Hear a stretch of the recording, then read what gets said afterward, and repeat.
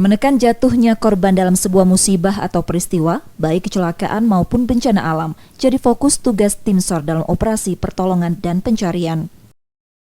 Standar operasi itu kemudian diuji secara berkala, salah satunya yang dilakukan Basarnas pada Kantor Pencarian dan Pertolongan Palembang sejak 6 April hingga 9 April 2021.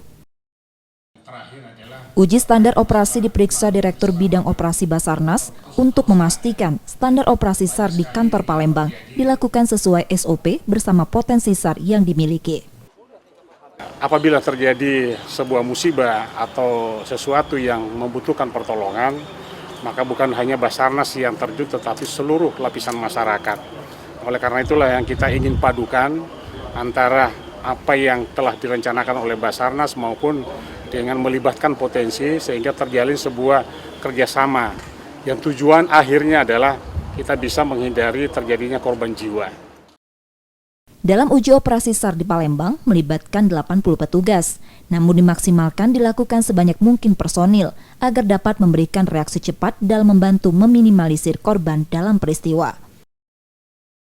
Tim Liputan Kompas TV Palembang, Sumatera Selatan.